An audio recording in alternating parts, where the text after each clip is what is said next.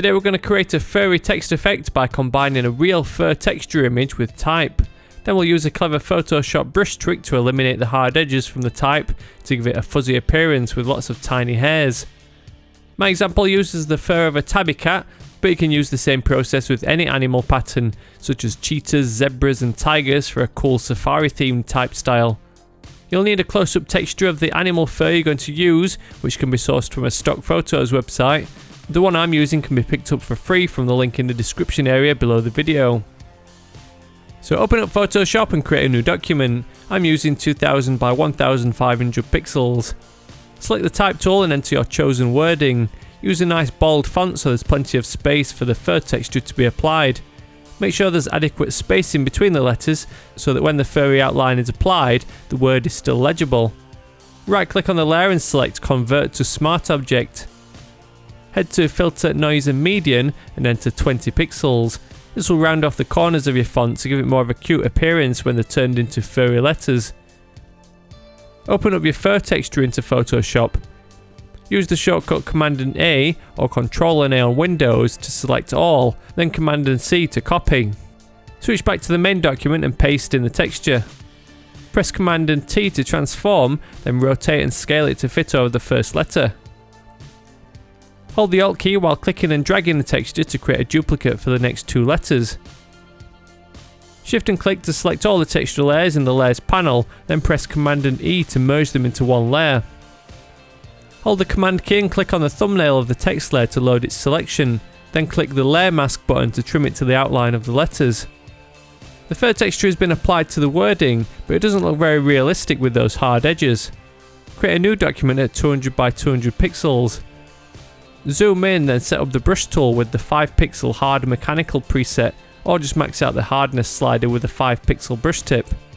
Open the brush panel and reduce the spacing to 0 from under the brush tip shape settings. Then under shape dynamics, change the size jitter control to pen pressure. Select the pen tool and click a point in the top corner, then another in the opposite corner. Drag out a bezier handle to give the path a slight curve. Right click and select stroke path and ensure the options are set to brush with simulate pressure. Hit the delete key a couple of times to remove the path, then draw another path in the opposite direction. Stroke this new path, then add a few more lines that intersect in different directions. Go to Edit and Define Brush Preset to save this fur brush, then close the document. Now you have this brush saved, any future furry artwork you create can skip this step. Back in the main document, select the brush tool and open the brush panel to edit the settings. First, reduce the spacing to 0 under the brush tip shape section, then under shape dynamics, max out the sliders for size jitter, angle jitter and roundness jitter to totally randomize each instance of this brush tip. Use the square bracket key to reduce the brush size to around 80 pixels.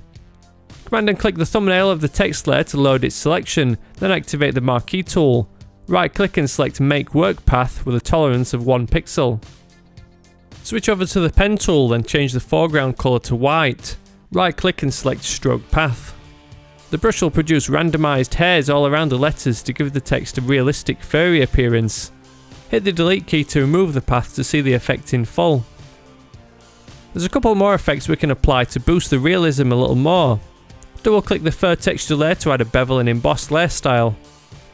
Set the depth to 500, size to 100 and max out the soften slider.